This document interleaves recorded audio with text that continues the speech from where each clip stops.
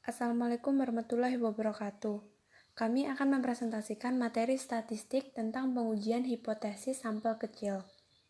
Saya akan menjelaskan mengenai sampel kecil dan ciri-ciri distribusi T-student. Dan selanjutnya rekan saya Francisca akan menjelaskan tentang pengujian rata-rata hitung populasi pada sampel kecil. Sampel kecil adalah sampel yang kurang dari 30.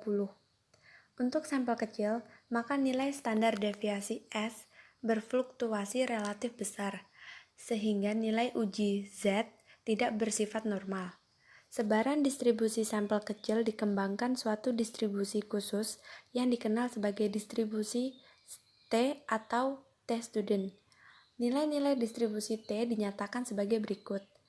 T sama dengan X min mu per S per akar N, di mana T adalah nilai distribusi T, mu adalah nilai rata-rata populasi, S adalah standar deviasi sampel, dan N adalah jumlah sampel.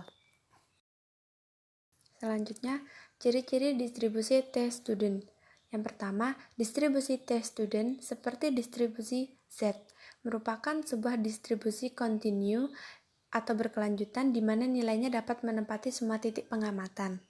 Yang kedua, distribusi T-student seperti distribusi Z, berbentuk genta atau lonceng dan simetris dengan nilai rata-rata sama dengan 0.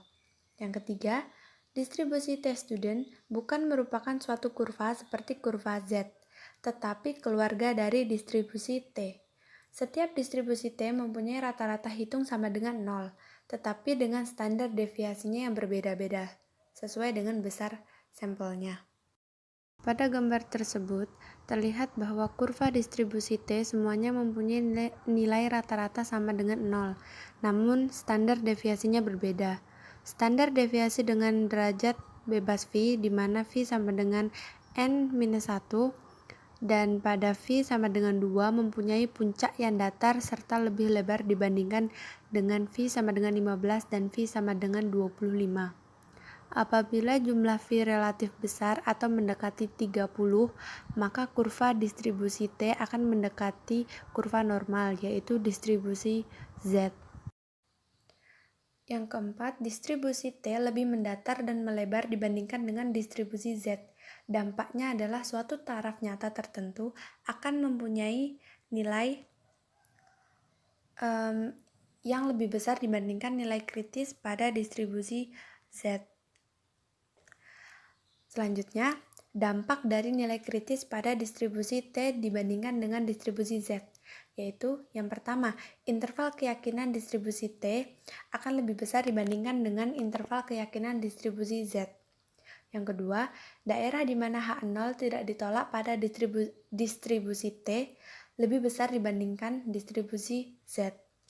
Yang terakhir, nilai T hitung harus bernilai lebih besar untuk menolak H0 dibandingkan dengan nilai Z pada distribusi Z.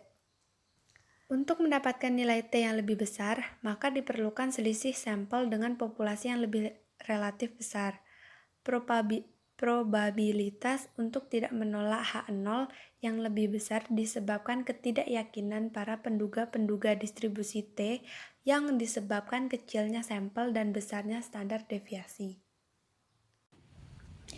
Baik, selanjutnya di sini saya akan menjelaskan cara menguji rata-rata hitung populasi sampel kecil. Untuk menguji rata-rata hitung populasi dalam sampel kecil ini, prosesnya sama dengan pengujian hipotesis pada rata-rata hitung sampel besar, yaitu ada 5 tahapan.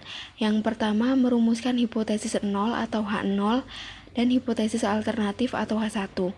Yang kedua, menentukan taraf nyata apakah 1%, 5%, atau pada taraf lainnya, serta mengetahui titik kritis berdasarkan pada tabel T-student.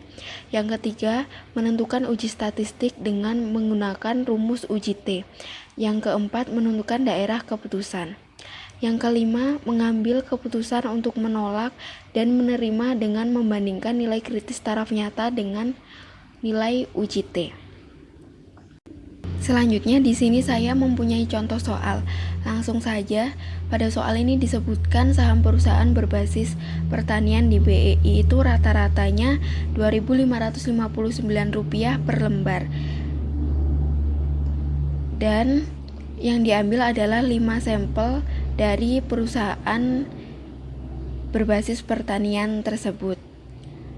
Nah, selanjutnya diketahui bahwa rata-rata saham dari kelima perusahaan itu mencapai Rp1.222 per lembar dengan standar deviasi 879 dan pada taraf 1%.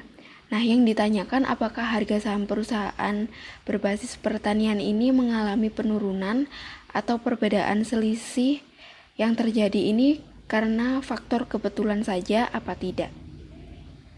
Nah, langsung saja kita pada proses pengujian sampel. Nah, yang pertama adalah perumusan hipotesis. Tadi kan diketahui H0-nya itu, mu-nya itu lebih besar dari sama dengan 1222. Dan H1-nya itu, mu-nya itu lebih kecil dari 1222. Tanda lebih besar pada H0 ini menunjukkan uji satu arah dengan daerah penolakan H0-nya berada di ekor sebelah kiri. Selanjutnya yang kedua adalah menentukan taraf nyata. Tadi diketahui bahwa taraf nyatanya adalah 1% atau sama dengan 0,01. Nah, untuk menentukan titik kritis itu digunakan tabel T-student. Pada tabel T-student yang perlu kita ketahui adalah taraf nyata dan uji searah atau dua arah. Dalam hal ini taraf nyatanya itu kan tadi 1%. Nah, itu sama dengan 0,01 dan ujinya searah. Yang kedua adalah derajat bebas atau V. Nah, itu V-nya itu diperoleh dari N dikurangi 1. Tadi kan sudah diketahui jumlah sampelnya itu sama dengan 5 perusahaan. Jadi V-nya itu sama dengan 5 dikurangi 1. Jadi 4. Nah, berikut adalah tabel distribusi T-student.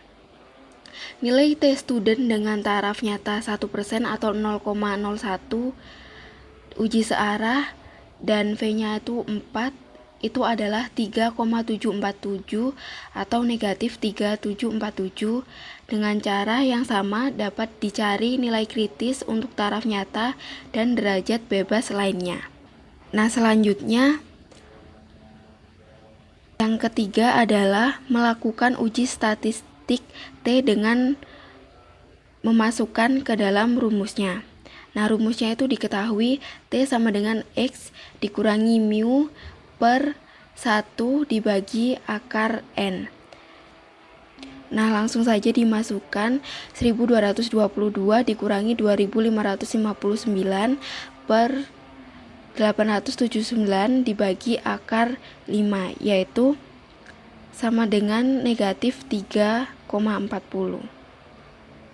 Dan yang keempat, menentukan daerah keputusan dengan nilai kritisnya negatif 3,747.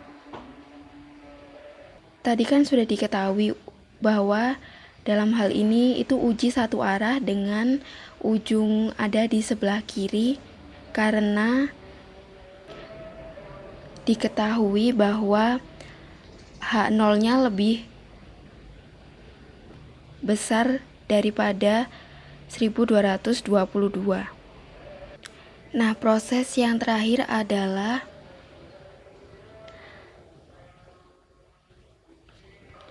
mengambil keputusan untuk menolak dan menerima dengan membandingkan nilai kritis taraf nyata dengan nilai uji T. Nah, nilai uji T terletak di daerah tidak menolak H0.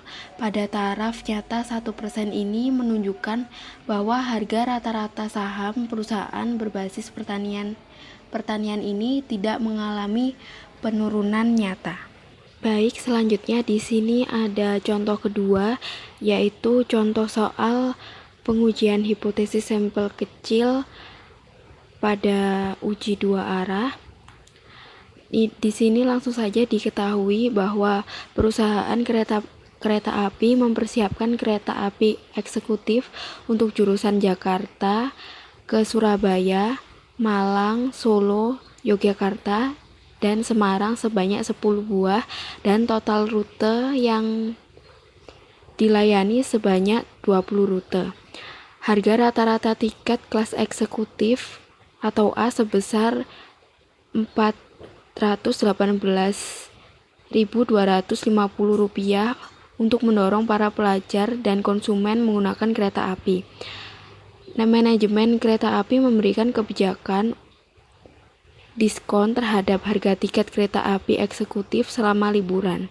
Setelah kebijakan tersebut dilakukan, selanjutnya diambil sampel secara acak terhadap 10 jenis tiket. Ternyata harga rata-rata mencapai Rp361.675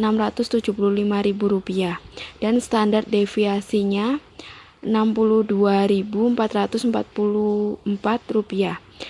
Yang ditanyakan adalah apakah penurunan tarif tersebut berbeda nyata dengan tarif sebelumnya pada taraf 5%, sehingga cukup berarti bagi konsumen terutama pelajar untuk menikmati perjalanan dengan kereta eksekutif. Nah, di sini langsung saja ke langkah-langkahnya. Yang pertama yaitu perumusan hipotesis. Hipotesis yang ingin diuji apakah harga tiket setelah diskon berbeda nyata dengan harga tiket sebelum diskon.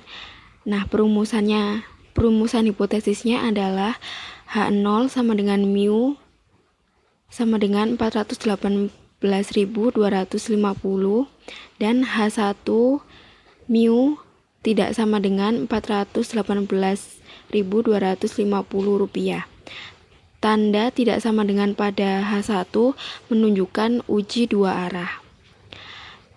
Langkah yang kedua, menentukan taraf nyata, yaitu 5%. Pada tabel T dapat dilihat dengan taraf nyata 5% untuk uji dua arah dengan derajat bebas atau V sama dengan N kurangi 1.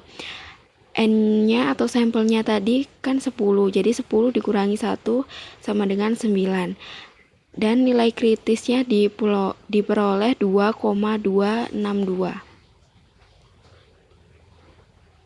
Dan yang ketiga, melakukan uji statistik T dengan rumus sebagai berikut, yaitu T sama dengan X dikurangi mu per S dibagi akar N, yaitu diperoleh hasil minus 2,865. Nah, yang keempat, menentukan daerah keputusan dengan nilai kritis 2,262 uji dua arah. Nah, kurvanya bisa dilihat karena ini uji dua arah, maka daerah menolak H0-nya ada di sebelah kanan dan kiri kurva. Dan yang kelima, pada taraf nyata 5%, nilai uji T terletak di daerah penolakan H0. Hal ini menunjukkan bahwa terdapat cukup bukti bahwa harga rata-rata tiket kereta api sesudah diskon berbeda nyata dengan harga sebelum diskon. Sebelum diskon pada taraf nyata 5%, Berbeda yang nyata ini diharapkan dapat menarik konsumen, terutama pelajar, kembali untuk menggunakan jasa kereta api. Sekian dari kelompok kami, ada kurang lebihnya. Mohon maaf. Wassalamualaikum warahmatullahi wabarakatuh.